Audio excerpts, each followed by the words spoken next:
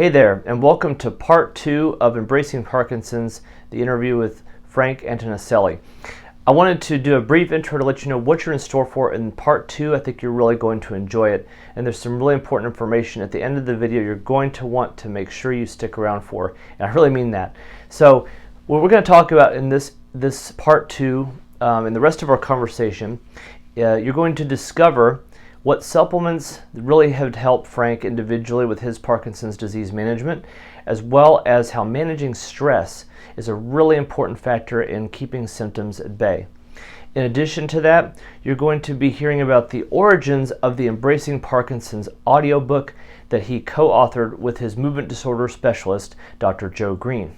Frank also offered 3 really important tips that have really helped him and served him well in his journey in living with Parkinson's disease. Finally, and most importantly, we're going to be talking about where to access the Embracing Parkinson's book, like where that's available, as well as other media that Frank has produced, and how you can get in touch. So without further ado, here's part 2 of Embracing Parkinson's with Frank Antonicelli. Cue music. Welcome to the Parkinson's Disease Education Show, where we demystify the disease and empower you as the person with Parkinson's disease to reach your true potential. The content contained on this show is for informational purposes only and is not meant to be a replacement for information or advice that you receive from your in-person medical or therapy professionals. If you haven't already, I hope you'll consider subscribing, and for an even more personalized experience, please ask us about our memberships. Now, without further ado, let's start the show. I was going to ask you too, out of curiosity, I know some folks right after being turned on, at least temporarily, are off medication for a little while. Were you ever completely off, even temporarily, or did you just have a significantly lower dosage of the carbidopa levodopa?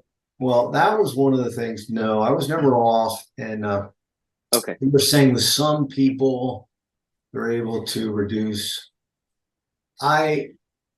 Before the DBS, I was taking it 4 times a day, but then I was having issues. And then through this whole process, I got more regulated. So my medication didn't drop significantly, but that wasn't a goal of mine. So my thing was, sure, as long as my quality of life's okay, and I don't have to literally sit down and wait for a half hour for the medicine to kick in every time, I'm okay with that. So that's kind of a good bad news thing where I've accepted that, but then I also think maybe there's a psychosomatic aspect to that 3 hours comes up and, hey, Frank, you better take your medication thing. So I don't know if but anyway, it accomplished everything I wanted, and one of the goals was not to reduce or get off the medication. I just didn't think that was realistic. So it was quality of life more than dosages and usage of medication.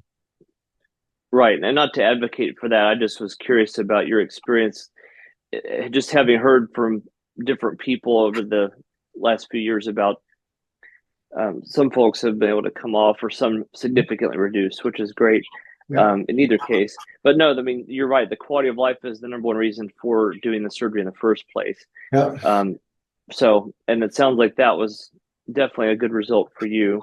Yeah. And I'm glad to hear that. But, I like what you said earlier, too, that is important to keep in mind for those watching and listening, is it's not just about the medication or the surgery or whatever. There's no magic bullet. You manage this with supplements, with lifestyle habits, with nutrition, with you mentioned on the paper you sent me, sleep hygiene, which is a huge one. Yes. It's not easier said than done, but it's a hugely important, hugely important, and managing stress and also keeping the regularity of the bowel movements going. So yes. And I think with those two, I've had issues with those, sleep and bowels.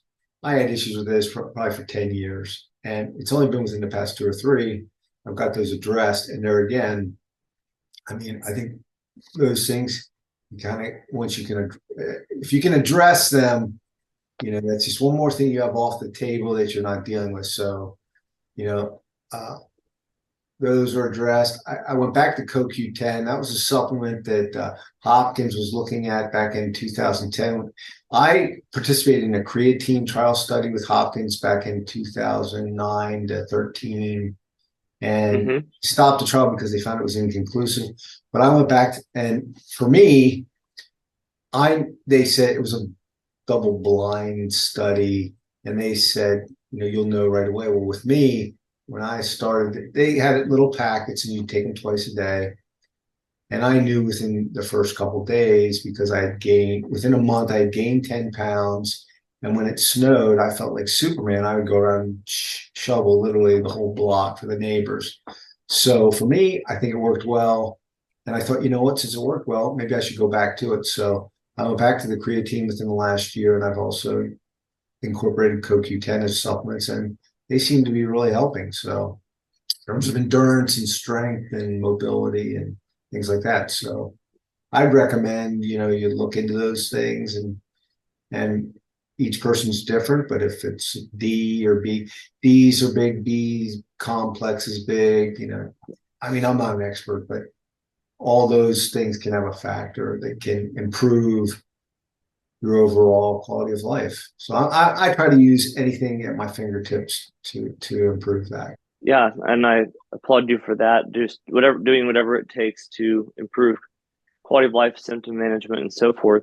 And as you pointed out later in the what you had sent me, you're 100% correct about PD affecting everybody differently. So you kind of have to find that balance for your individual self in terms of your, what works best for you as a person with Parkinson's. So there's no one size fits all, folks. It's definitely.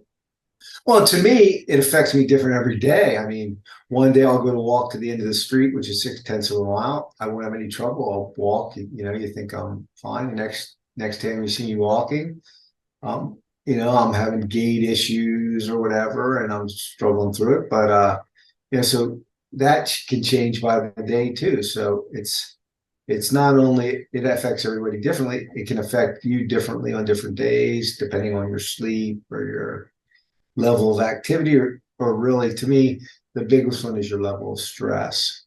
That's the biggest one. Yes. So yeah, well, stress has a directly negative impact on your symptoms as well. So yes. So tell me about the book. What was the initial idea or inspiration to record the book, Embracing Parkinson's? And well, I guess I'll stop with that question, then we can lead into the next one. That we did that initially. We did that. It was a series of interviews, and the idea was to have a practitioner and an individual who has Parkinson's work together and kind of have a interview or conversational kind of discussion. So Joe and I wanted to do is we wanted it to be almost like two guys were in a locker room, and then we would go back and forth. So we did the interviews. We did 8 of them. The plan was originally take those interviews, have them transcribed, and then turn it into a book. Well, that was 2016. Joe moved west. I moved. We got caught doing different things at different times. And that kind of fell off the radar screen. Well, then we revisited it in 2021, said, hey, why don't we take a look at this again? We took a look at it. We listened to it for the first time in 5 or 6 years and thought, wow, this is pretty good. Maybe instead of doing a book, let's just release it as is. And the whole idea was we felt it was good. We wanted to get the information out and help as many people as quickly as we could. And we also wanted to keep the cost down. So we gave it to 515 Media, that was our group out of Colorado, and had them tweak it with a sound engineer. So they took care of that, and then they made it into an audiobook with that format and worked, with the cover and things like that. And so we just said, hey, let's release it as an audiobook if it does well. Maybe we'll do a 216 to present. That would be an interesting audiobook, or we can always turn it into a book later. But again, the idea was we liked what we had, and we felt let's just get it out there, and hopefully it helps people. Yeah, and that answered my question too about why an audiobook. it sounded like with you all being in different parts of the country and costs and so forth, it was just better to keep it as an audiobook, which it makes perfect sense now that you explained it that way. Um, and I do think actually it was good that you did it as an audiobook in the sense that it's probably not that physical copy print books aren't accessible, but and that kind of led into my next question of, you know, what outlet can people find the book on if they would like to listen to it? Mm-hmm. I think the biggest one is we have a website, embracingparkinsons.com.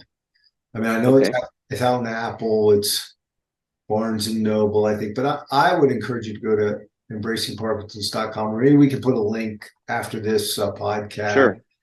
And people can get it that way. But to me, I'd much rather have the book read to me than take the time. It's almost like people don't seem to have the time nowadays.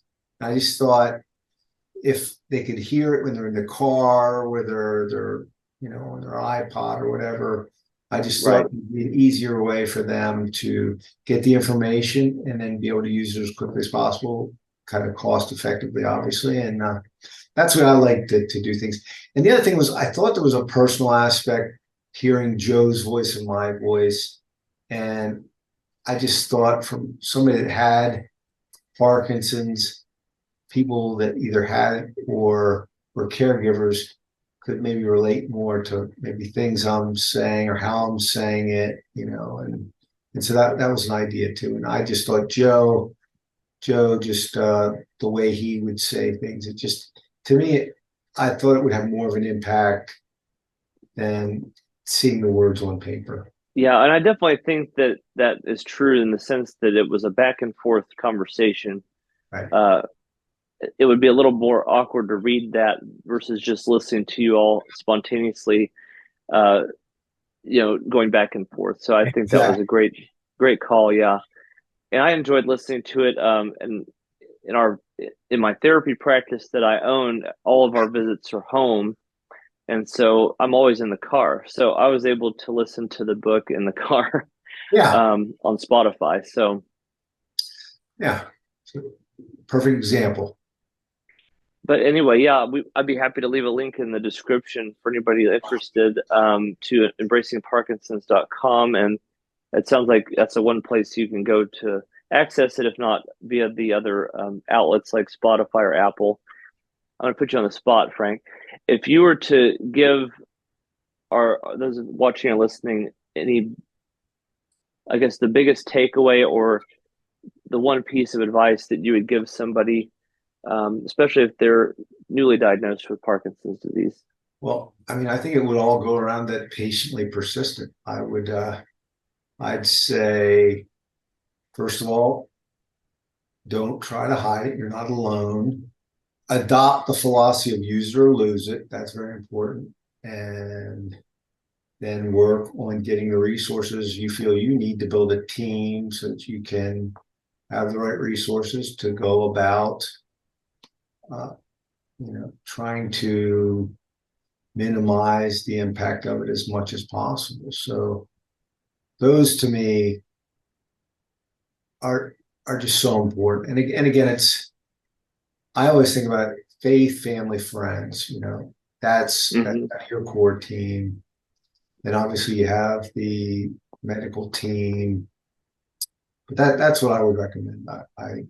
It's not one thing, but it's that I think that kind of encapsulates how I've handled it. And it's been 16 years, and I just feel like we're going strong. And to be honest, I don't feel like I'm defined by the word Parkinson's, and that was something that was always concerned me. I didn't want to be Frank with Parkinson's. I wanted to be Frank, the friend, Frank, the whatever, but I didn't want to be Frank with Parkinson's. And I think I've been able to address that through my strategies. And I don't feel that way with my friends, and my friends don't treat me that way either. So that I guess you can have, I wouldn't say, well, you can have as normal a life as you want to have based on your expectations. So Yeah, it's a great way to put it, actually. Yeah, and you're right. There's probably not one answer for that question, but I think that that was a good summary Okay. of what we talked about really in the whole episode here. Patiently persistent, and it takes a village. I've actually said that in several of my videos too. It takes a village. Mhm. There's definitely no way you can do this alone. So I think that you certainly are right to point that out, and good for people to hear that perspective since you're living it. Um, and something I wanted to ask you about that's not necessarily related to directly to the Parkinson's topic, but I'm curious about the other media that you put out. Um, you have a publishing company, I think, or a self-publishing company that you had mentioned, Yes, um, and that was called. Sorry, I forgot the name of it. that's okay. Be Be still Still publishing. Publishing. Yes. Yes. Be still What other? publishing. Oh, I'm sorry. Sorry. Be Still Publishing came out of an idea that I wrote a book called Know Your Enemy, A Comprehensive Guide for Your Cancer Journey back in 2017. That was the second edition. The first edition came out in 16, 17. Second edition came out. So I had this book. And then I started dabbling with, I had all these poems and lyrics that I'd written since 1989. And I wanted a way to kind of secure or umbrella all these things. I started working with 515 Media, and we took the lyrics, and they said, "Hey, you should make these into songs." So then we said, "Okay, let's make them into songs with the writing part." And then we said, "Let's record." So the idea was, how can we put all this stuff under an umbrella? And again, I had an individual that was in Spain that was working with me on the video aspect. I had a guy in California who was helping me with the recording, and I had an individual in Colorado that was helping me as well. So the idea was, let's take a shot at taking some of these things that you've been working on since 1989, 1990.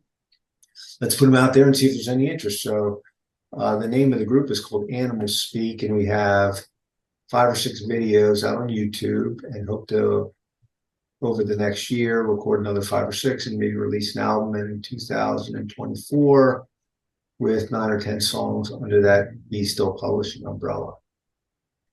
That's really neat because not only the print, but I love that you did the music recordings, and that's pretty neat.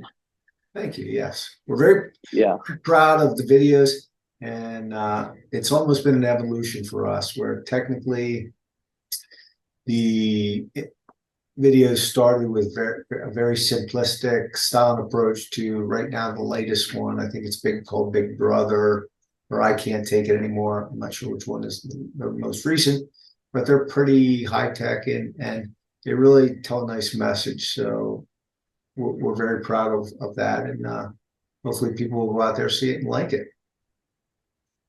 Yeah. Well, is there a place they can find that too? Is there a website for Be Still? BeStillPublishing.com. Yes. Okay. And the books that you have are, I guess, are self-published, but are those also available on, let's say, Amazon, anywhere else, or? Yes. Yes.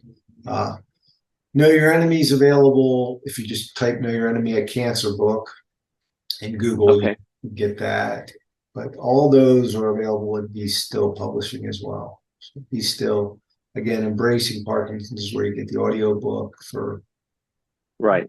for this. But yes, all the songs and the recordings and the videos are available on yes, online. That's great. That's great. Yeah, I could talk about music all day, so we can't go down that rabbit hole. So, because I think we share a love of rock and roll. Yes, yes. You mentioned the Beatles, but of course, yeah, we can't go down that rabbit hole. There's gonna be we'll talk about that all day long. I will But say one thing. I will say one thing about music though. I'm a big lyric person, and uh-huh. with Parkinson's, one of the issues people often have is issues with their vocal cords or with their throat. And what I've Right. used to attack that is I've used singing in the Beatles songs. They bring me a lot of joy, first of all, and I know all the lyrics, or most of the lyrics. So when I start to feel like I have issues, I'll in the shower, in the car, whatever, I'll belt out Beatles songs or Led Zeppelin songs or whatever it may be. And I enjoy it. I feel good. It makes me happy. And then I think in turn, it helps strengthen my vocal cords. So there's a, a kind of Parkinson's benefit to that. That's definitely true, because I mean, using the you got the vocal range of music as well as the breath support required. Right. But sorry, something struck me. It's funny when you said that, was that if you're singing in the shower, especially if someone's living with you, you can't sing "Help" too often, especially you might really need it. Good point. That's a great point. Very good. But no, there's That's beautiful. Yes. there's so many different. We could probably have puns on Beatles songs all day, but that was my pun for the day. I love it. I love it.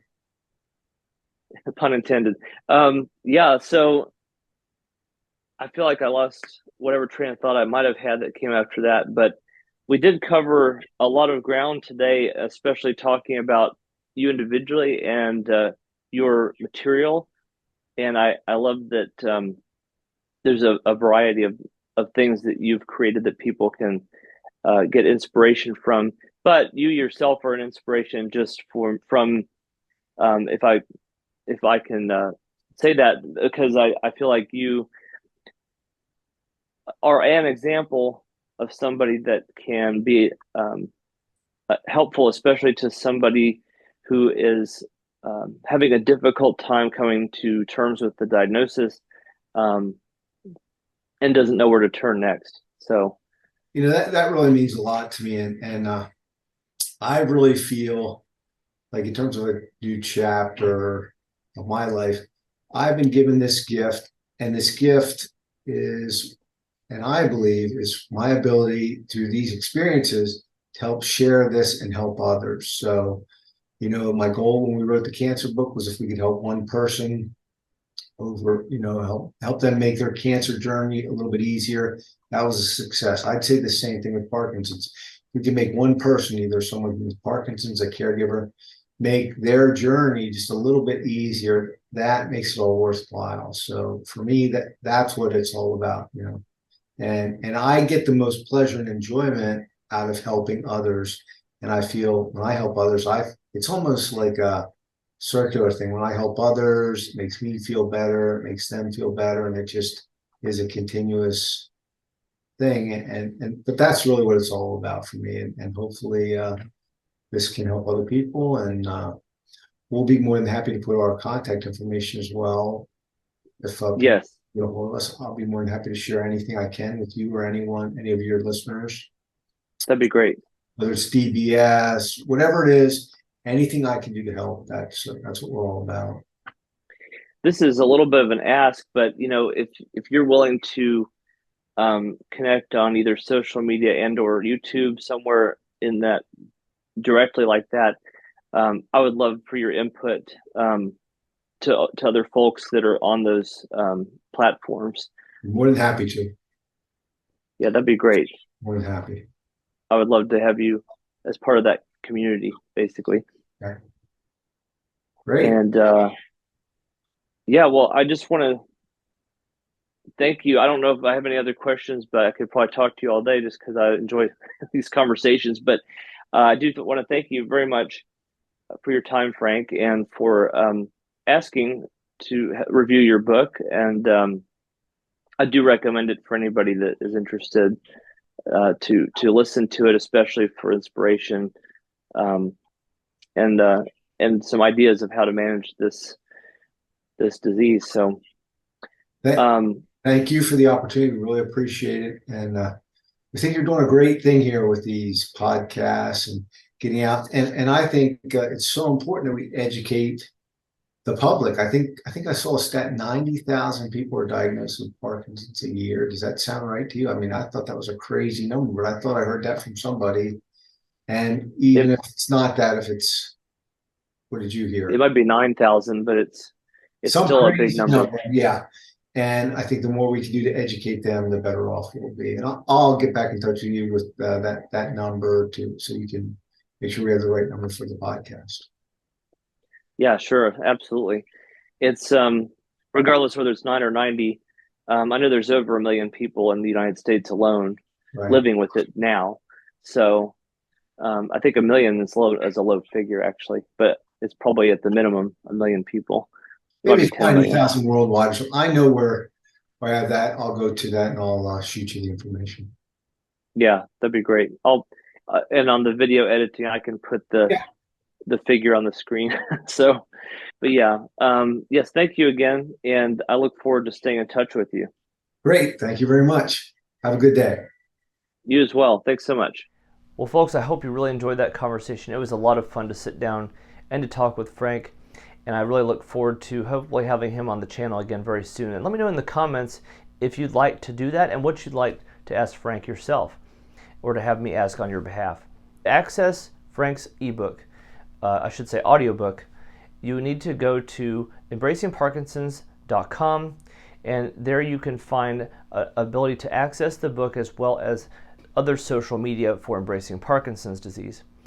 In addition to that, you'll want to look on places like Spotify, possibly Apple Podcasts, but I'm pretty sure Spotify, and I think he mentioned Barnes & Noble.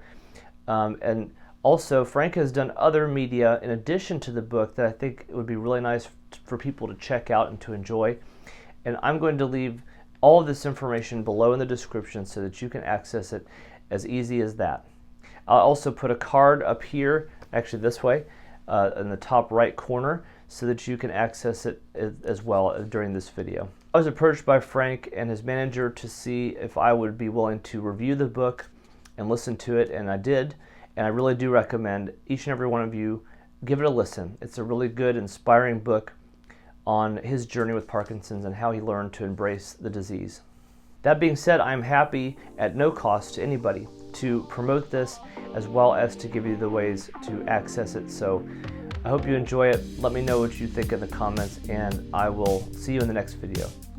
Peace.